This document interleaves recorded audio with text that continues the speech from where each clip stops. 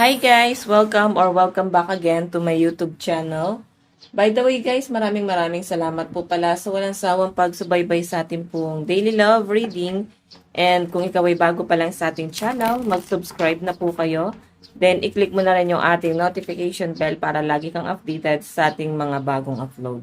Okay, so guys, sa mga interested naman sa ating private reading, nasa description box below lang po yung link. Message lang kayo guys. Okay, so tignan natin kanina ba tong love reading na masasagap natin ngayong araw. Okay, kanina po itong love reading, spirit guide.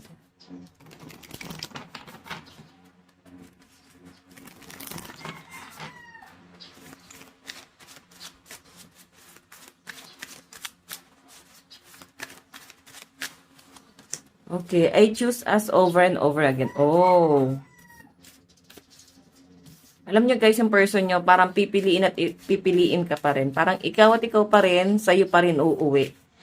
Okay? Kasi, yung nakikita ko dito guys, kaya kang ipaglaban ng person mo. Or ilalaban ka talaga niya. Okay? So, tignan natin guys, parang may words na ipaglalaban dito sa inyong connection ng person mo. So, siguro, tignan natin. Baka, kaya ganito. Bakit ito agad yung pinakita sa atin? Ibig sabihin, pwedeng ito yung nagiging main issue nyo. Okay? Tignan natin.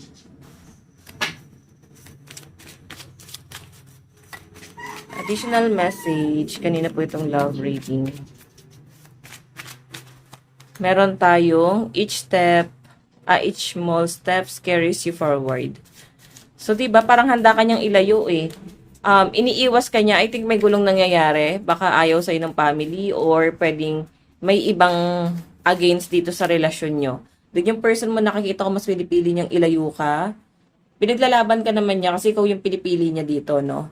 And ang nakikita ko lang sa kanya, guys, is mataas yung chance na ayaw niya ng gulo, ayaw kanya mapahamak, ayaw niya na tumindi yung galit na nararamdaman mo or yung inis na nararamdaman mo. Kaya pinipili niya guys na ilayo ka dito.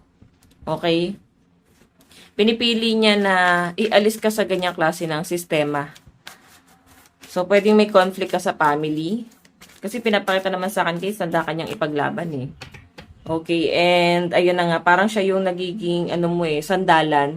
Siya yung parabang pwedeng tumulong sa'yo sa ngayon, okay? Siya yung nandiyan, siya yung parang hindi kay iwan ngayon. Like, for example, kung iniwan ka na ng lahat, person mo na lang yung parang nakikita kong nandiyan na hindi tatalikod sa'yo. Okay. Kanina po itong love reading. Additional message. Meron tayong, even apart, my love for you, stay strong. Diba? So, ibig sabihin, parang sa kabilang banda, kahit na ganito na yung tinatahak niyong landas, kahit sobrang challenging na nung nangyayari sa inyo, kahit masyado na komplikado yung nangyayari sa sitwasyon nyo, parang mas tumatatag eh, mas tumitindi yung pagmamahal niya sa inyo guys. Mas nararamdaman niyang, mas mahal na mahal ka niya ngayon, okay? Nararamdaman niya na itong relasyon na to, hindi na to guys, basta-basta relasyon lang. Okay, nakikita niya na talaga yung pinaka-solid na relasyon dito sa inyong dalawa. Kasi nga, ngayon pa lang, di ba, nararamdaman niya naman din kasi sa kabilang banda na pinipili mo siya. Bukod sa pinipili ka niya or ipinaglalaban ka niya, kasi nararamdaman ka rin naman niya na mukhang pinaglalaban mo rin naman siya. So, siya, ang nakikita ko dyan, nilalaban niya talaga to. Kasi nararamdaman niya hindi mo rin siya iiwan. Nararamdaman niya na kaya mo siyang ipagtanggol sa lahat. Kasi iba yung gigil, galit, parang fire sign yung energy mo, no? Aries, Leo, Sagittarius. Kaya kang ipaglaban. May paninindigan. Okay, so tignan natin. Additional message.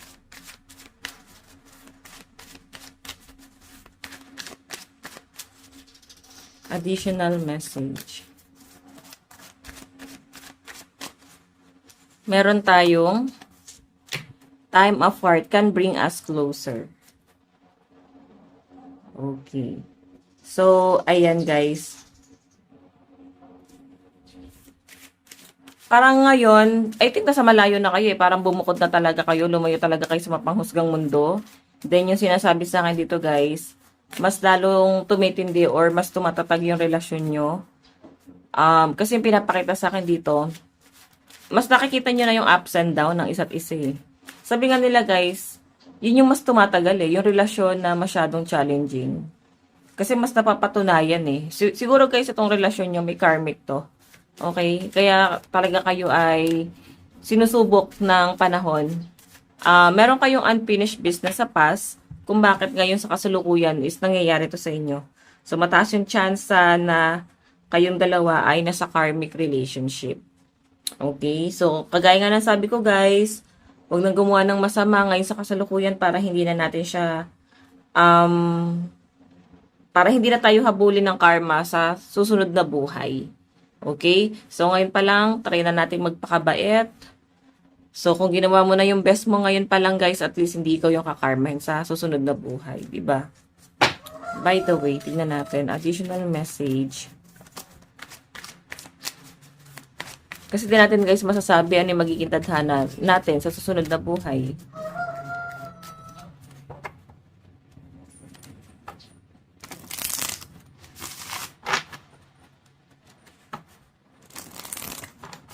Ayan na po itong love reading, additional message. Meron tayong love deserve another chance. Okay, so syempre parang dumarating din kayo sa point na nagkakaroon kayo ng ups and down, naghihiwalay, nagsasama, on and off din yung relasyon nyo, no? So pinapakita sa akin dito, pero siguro kasi nakikita yung katangian na parang siya lang yung nagstay eh, siya lang yung lumaban. Parang siya lang yung nanindigan, no? Na nakita niya na talaga kung ano yung mali dun sa pagsasama, naging mali dun sa pamilya. Then parang nakikita niya na siya lang yung nagstay eh. Or siya lang yung, marami naman pwedeng magstay, pero mas nakita mong siya yung matapang na humarap doon sa problema mo. Siya yung matapang na nagstay sa'yo. And again, sabi nga dito, mas pinipili niya talaga yung inyong relasyon. So parang napapatunayan mo na sa dinami-dami, siya yung parang nagstay kahit masyado ng conflict ang sa inyo. Okay? Okay, so tingnan pa natin. Additional message.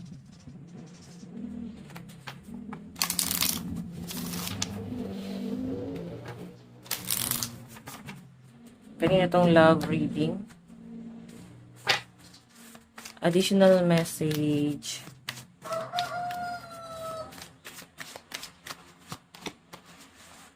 My needs and feelings deserve to be heard. So, ayan. Okay, so dapat guys, hindi sa lahat ng bagay or oras, ikaw yung main character. Okay? So, dapat marunong din kayong pakiramdaman yung needs and wants ng partner nyo. Okay? Dapat alam nyo rin kung paano nyo sila guys pakakalmahin or kung saan bagay nyo siya guys kailangan suportahan. Okay? Hindi sa lahat ng bagay, kasi nagawa nyo na yung part nyo eh, na piliin ka kahit na may downside sa buhay mo. No? Nagkakaroon guys ng kahit may blockages dun sa buhay na meron ka, sa pamilyang meron ka. So, nakikita naman natin, di ba? So, maganda siguro guys na pakiramdaman din natin. Kagaya nga nasabi ko, hindi lang ikaw yung main character. Lahat naman tayo dito sa mundong to is main character. Tayo ang bida sa sarili natin buhay. Okay? So, dapat kaya nyo rin guys, anuhin yung partner nyo. Okay? Parang supportahan nyo rin siya. Tanungin nyo rin kung kumusta ka, ano ba kailangan mo, ano ba yung dapat natin gawin, ano pa yung susunod step, ano yung ganon. That may mga plano kayo. Okay? So, I think kung may mga pagkukulang siya, kung yun lang yung nakikita mo, baka naman meron din siyang tamang nagagawa. Okay? Baka meron din naman siya guys, naging sacrifice. Kahit papano. Tignan natin. And I'm lost in this uncertainty. So, siguro ba sa inyo guys, nagkakaroon kayo ng conflict, kaya baka nag-aaway kayo. Baka may ups and down din talaga. Hindi perfect ang love life So, iba kasi guys kung bakit tumatandang dalaga or binata. Dalawang bagay lang yan. Takot, walang nagkakagusto dahil mataas ang standard. Or mataas talaga yung standard. Or pwedeng nabubuhay sa fairy tale, no? Hindi kasi guys uso yun eh. Hindi kasi uso yung fairy tale. Sa libro lang yan, sa palabas lang yon. So, kung meron man ganun guys sa totoong buhay, sobrang bihira, no? Oo. Tignan natin. Meron tayong Your Love Has Changed My Life. Diba? Minsan kasi guys, nagkakaroon siya guys ng hesitation dito sa relasyon na to na parang gusto na lang niya sumuko kasi hindi niya na kinakaya. Hindi niya kinakaya yung sitwasyon na meron ka. Or pwedeng hindi niya rin kinakaya yung hindi kanya rin kinakaya. Or same lang kayo, hindi niya na kinakaya yung isa't isa. Kaya parang ang sinasabi rito, wala siya talaga yung bumago sa akin. Parang ganon. Siya talaga yung nagstay, siya talaga yung nagmahal. So, kahit parang hindi ko na kaya, ilalaban ko. Parang ganon yung nasa channel ko dyan, guys. Okay? Kahit parang hindi niya na kaya, gusto na niya sumuko, ilalaban at ilalaban. Again, additional message. Meron tayong hope shapes your future more than fame ever could. Diba? Kaya nagkakaroon kayo guys ng goal sa buhay. Bakit parang ang ganda ng tandem nyo? Kasi meron kayong nililook forward sa future. Meron kayong pangarap sa future. Okay? Mataas ang ambisyon yung dalawa sa future, no? Sabi nga nila guys, success is the best revenge. Kahit kanina pa applicable yan guys, no? Additional message. Meron tayong despite everything, I still believe in us. I know, despite everything, I still believe in us. So, naniniwala talaga siya guys na malayo ang mararating yung dalawa. And parang sure na talaga siya, parang ikaw na talaga yung nililook forward niya sa future na parang ikaw talaga yung niya pinagdadasal niya na parang itong taong to talaga yung gusto kong mapangasawa. Siya na talaga yung makakasama niya na hanggang sa pagtanda niya. Okay? So, kung walang taong naniniwala para sa relasyon nyo guys, at least maniwala kayo sa isa't isa. Yun lang naman guys yung pinaka-powerful doon. Kasi wala namang ibang bubuo sa relasyon yung dalawa, hindi ibang tao, kundi kayong dalawa lang. Okay? So, pakatatag lang kayo guys kung nagkakaroon kayo ng ups and down, ang daming struggle, daming problema. Pero at least, diba, pinipili nyo pa rin yung isa't isa. Pinipili nyo pa rin magstay sa isa't isa. Kasi nga, malalim na yung inyong nabuong pagmamahalan. Hindi na guys, ito simpleng nagmahalan lang kayo. Malayo na eh. Okay? Malalim na. Ayusin ko lang guys tong camera ko. Wait lang po. Okay. Additional message. Kanina po itong love reading. Additional message.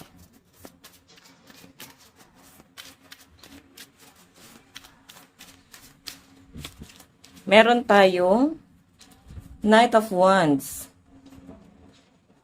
Parang may travel kayong dalawa. Nakikita ko mukhang nag-enjoy naman kayo, masaya kayo. Hindi nyo naiisip yung problema. Then parang wala lang kayong pakialam kung sino yung umalis, sino yung nagstay. Ang mahalaga kayong dalawa. Okay? Pero alam nyo guys, kalaunan, matatanggap din to eh. Matatanggap din kayo ng family nyo. Matatanggap din siya ng family mo kung ayaw sa kanya ng family mo. Or ikaw, matatanggap ka rin ito. Wala naman din na sila guys choice. Oo. Tingnan natin, meron tayong The Hermit. Okay, meron siya guys, nilook forward eh. So, I think may plano kayong travel netong taong to. So, ayan o. Or, pwedeng baka magpaplano kayo mag-abroad. Since The Hermit to oh. Okay. Tingnan natin. Parang pinag-uusapan na to guys. Kasi may binubuong plano eh. Pinag-iisipan.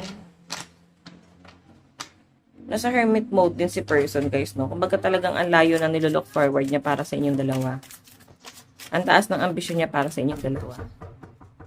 Okay, 9 of Swords. Parang ang daming pambabash na nare-receive itong person mo. 9 of Swords, oh, sobrang hirap na talaga to. Parang hinihate siya ng mundo. Kaya para guys, nawawala ng confident itong taong to. Parang ayaw niya na magpatuloy. Pwedeng sa trabaho, pwedeng tamarin, mawala ng gana. So, mangyari guys, nasa bahay na lang siya, work from home, or magbi-business. Okay? So, yun yung nakikita ko sa kanya rito guys. Pero kung magkalayo naman kayo, nasa abroad siya, Nakita ko na parang nagkakaroon ng anxiety or depression itong person mo. As in, nabubuo talaga sa kanya ngayon. Tingnan pa natin. Additional message.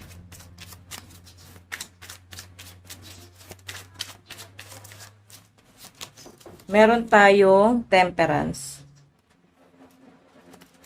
Okay. Tignan pa natin, guys. Kasi pinapakita sa akin dito, guys, temperance, pagbabalance to. So, I think meron kayong dapat i-balance sa relasyon nyo. Meron kayong kailangan pag nilay-nilayan. Kasi siguro, yung person mo, kailangan niya rin talagang i-isolate yung sarili niya. Tignan nyo, guys. So, sobra siya naapektuhan ng sitwasyon. Sobra itong naapektuhan ng mga problema niya. Then, yung mga tao nag-hate sa kanya. Parang mahina yung loob niya. Napanghihinaan siya ng loob dito. Or pwede ikaw to. Pwede guys vice versa. Na para bang nawala na yung lakas ng loob niya. Oo. Binalot na lang siya guys ng panghihina. Tingnan pa natin.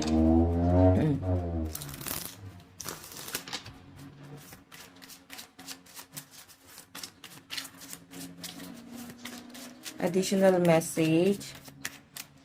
Meron tayong 7 of Wands.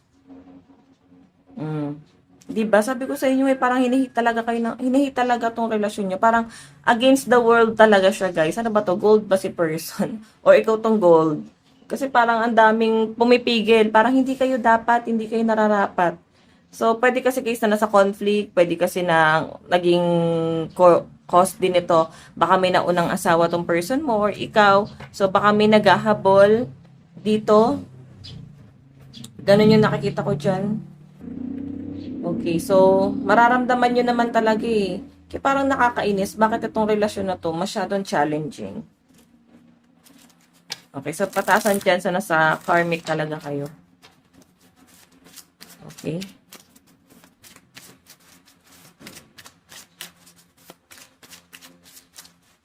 Meron tayong 5 of Wands. Grabe. Nai-stress ka na. Parang pati mga kaibigan mo nakikialam na. Sobrang gulong-gulo ka na sa sitwasyon. Parang napapaisip ka. Baka tama sila. Baka mali ako. Baka bulag ka lang talaga sa pagmamahal na ito. Kasi ang dami na guys nagsasabi sa inyo. Talagang itong relasyon na to. Sinasabi nilang toxic.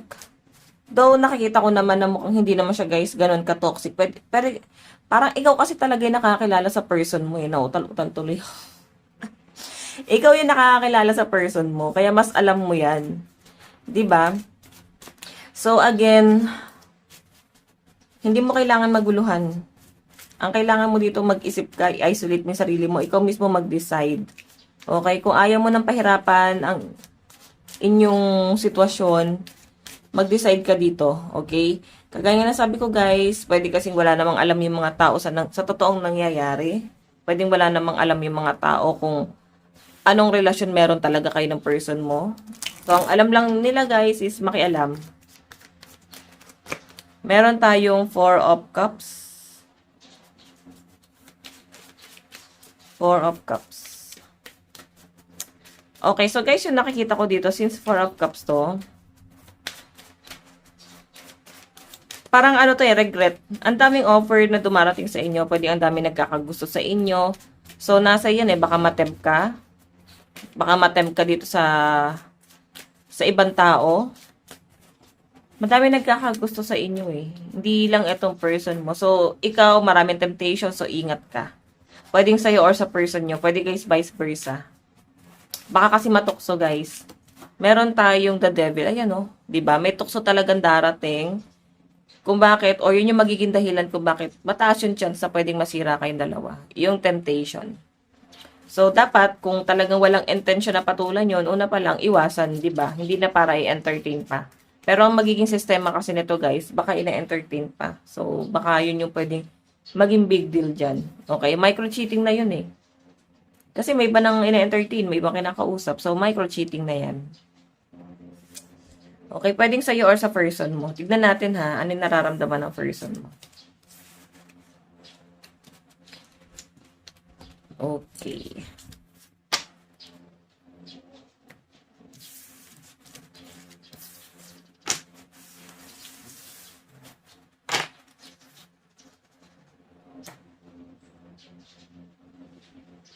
Okay. Nararamdaman ng person mo.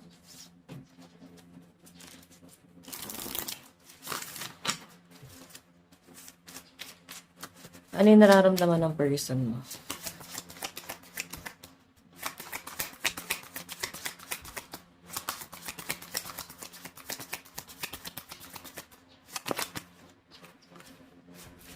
Ten of Wands, ginagawa naman niya lahat eh. Nakikita ko maasikaso yung person mo. Malaga, malinis. Workaholic naman to guys.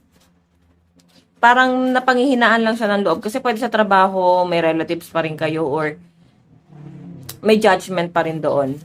Okay? Kaya parang nagiging against the world talaga tong connection yung dalawa. Okay, then isa pa, may nanggugulo ng mga ex. Pwedeng ex mo or ex niya. Humahabol talaga. Okay, so since 10 of Wands to guys, nakikita ko yung pagiging responsible nito. Okay. Again.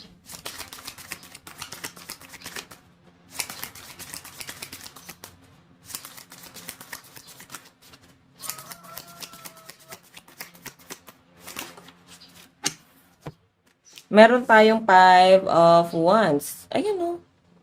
Nararamdaman niya sa inyo guys, di niya maintindihan bakit lagi mo siyang inaaway, bakit kailangan kayo magkagulo. Nakikita ko kasi guys yung pagiging down to earth ng person mo. Minsan parang gusto kanyang pakalmahin, pero siguro nakikita niya na napapagod ka na, nahihirapan ka na. Nararamdaman niya na parang gusto mo na rin bumitaw, no?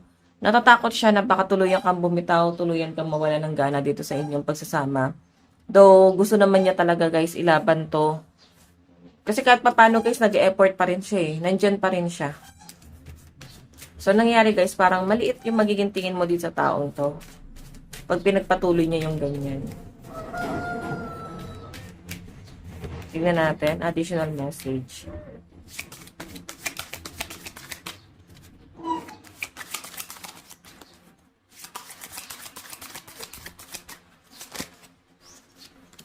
Meron tayong Ace of Cups. Ace of Cups. 'Di ba?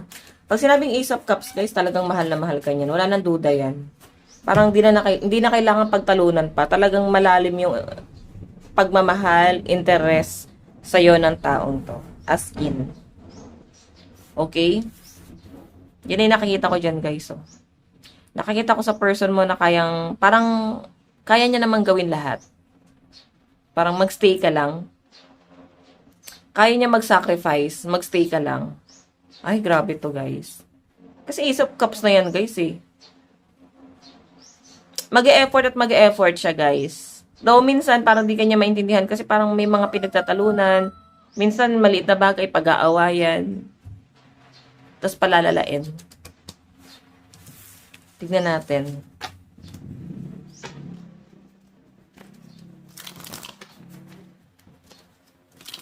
Paano kanya nakikita ngayon?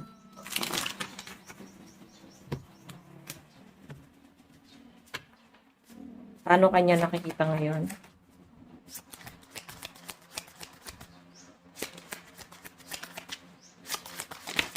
Oops. 8 of Cups.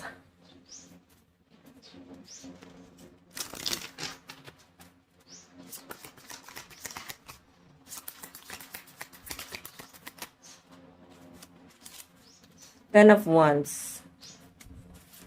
8 of Cups kasi guys, nararamdaman ka niya na parang mahal mo, nandun pa yung pagmamahal. Mahal mo pa siya, pero parang tinatalikuran mo na siya. Parang gini-give up mo na siya.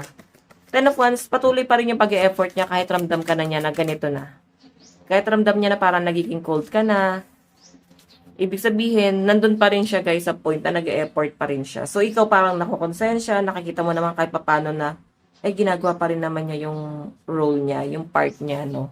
Parang pinapakita niya pa rin sa inyo guys na walang nagbago, hindi siya nagbago. 5 of Pentacles kasi to guys eh. So, hindi ka kasi nakukontento na dito sa relasyon na to. Parang nakukulangan ka na talaga. Isa pa, kung kulang na kayo sa pera, kung isa yun sa mga pinagkatalunan nyo, pera na parang isuko na natin to, talagang baka hindi talaga natin kayang ilaban to. Baka yung mga pangarap dati, hindi naman pala talaga kaya. Okay? Kung may mga pangarap kayo before, 'di ba? So, isa pa sa nakikita ko dito, guys, parang mahirap nang ilaban tong relasyon na to. Though wala namang problema sa inyong dalawa. Walang problema. Ikaw kasi nakikita ko sa'yo, pwedeng gusto mo na lang din siyang isuko. Mahal mo yung person mo, pero parang gusto mo siyang isuko. Kasi siguro nahihirapan ka rin, naaawa ka rin sa kanya, na parang baka may mas maganda pang buhay na paparating sa kanya, bukod sa buhay na kaya mong ibigay sa kanya.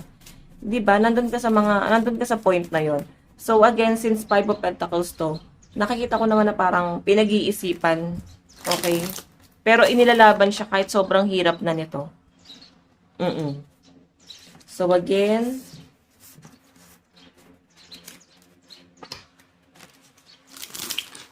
gusto niyang magstay ka kahit pagod na kayong dalawa. Parang, parang tiis lang, malalampasan natin to, parang ganon. Ano yung kaya niyang gawin? Ano yung dapat niyang gawin? Oops, wait lang guys ah. Dalawa yung nakuha ko. Meron tayong The Hanged. Wow, conflict to guys ah, Wheel of Fortune. So, ma-overcome niyo tong conflict na to. Nakikita ko dito kasi Wheel of Fortune yan, moving forward yan guys. Okay, meron tayong 8 of Cups. Ma-overcome nyo to kahit na para bang isa sa inyo na parang napo-fall out of love na. Oo. May gusto nang umalis, may nahihirapan na. Pero kagaya nga ng sabi ko guys, kung nahihirapan ka na, pwede ka naman niyang i-let go. Pero hanggang kaya pang i-workout to, nakikita ko sa person mo guys, i-workout niya, magi-stay siya. Ilalaban niya kahit papano. Message niya. Meron tayong let the past go. Di ba kalimutan na natin kasi yung mga past person. Pwede kasing may nanggugulo kasi mga past person dito kung bakit hirap na hirap kayong ilaban to. So, kung ano man yung naging conflict sa past, parang kalimutan nyo na kung gusto nyo talagang i-work out to. Okay? Meron tayong the future. Kasi nilook forward talaga ng person mo yung future. Okay? Then, actually, ikaw din mukhang may pangarap kayo sa future. Pero kasi siguro ayaw mo na siyang mahirapan. Baka binibrainwash na siya, binibrainwash ka na ng ibang tao. So, kung sino man sa inyong dalawa, okay? Pero guys, ang ganda ng future na nilook forward niya para sa inyong dalawa. Meron tayong you're my soulmate. Diba? Kasi, ramdam kanya eh. Parang ramdam niya na parang malakas talaga yung energy na soulmate talaga kayong dalawa. Ayun. Okay, tignan pa natin. Message niya sa inyo. Meron tayong I knew exactly what I was doing. Yung problema kasi guys, mainitin ang ulo ng person mo, matigas ang ulo niya, na parang hindi niya pinakikinggan yung nararamdaman mo na nahihirapan ka na, nasasaktan ka na. So yung nakikita mong tanging paraan, di na ako magpapaliwanag, aalis na lang ako. Parang ganon. So parang doon ka siguro napapagod, doon ka nananawa sa ganong klase ng sistema niya. And ayan, I love you unconditionally. Mahal ka kasi niya eh. Kaya parang ayaw niya pakinggan yung sinasabi mo kasi ayaw niyang masaktan. Kasi mahal ka niya. Zodiac sign. Meron tayong Capricorn, Leo, Taurus, Aries, Gemini, Cancer, Aquarius, Pisces, Taurus, and Scorpio energy. Ayun yung mga malalakas na zodiac sign ng person mo. Okay.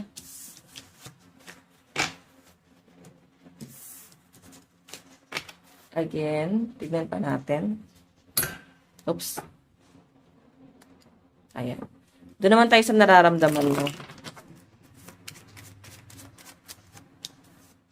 Ace of Wands kasi, ayan, 'di ba? Naging impulsive ka eh.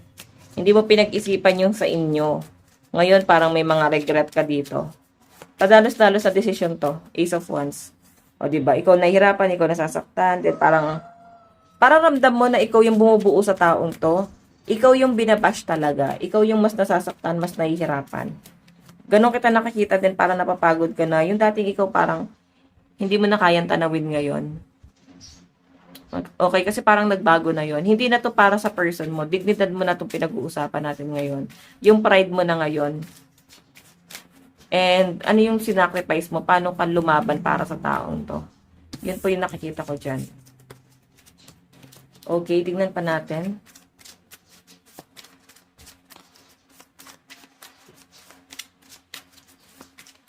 Okay. Anong dapat mong gawin? King of Pentacles eh. Sabihin, di baling mabagal, at least plinano ng maayos. Okay, pag-isip mo mabuti to. And Top Cups. Pag-isipin mo mabuti kung pakikinggan mo ba yung mga taong nag-hate or pakikinggan mo yung relasyon yung dalawa. Ang dapat mong gawin dito, di baling mabagal, at least na pagplanuhan mo, na pag-isipan mo ng maayos. So, yung decision guys ay ibibigay na sa'yo ngayon. Nasa kamay mo yung magiging kapalaran or magiging takbo na itong relasyon to. Zodiac sign mo. Sagittarius, Libra, Scorpio, Aquarius, Pisces, and Capricorn. Scorpio, Virgo, Leo, Sagittarius, Cancer, and Aries energy. By the way guys, ito lang po ang inyong daily love reading. Bukas po ulit. God bless and love you all. Bye-bye.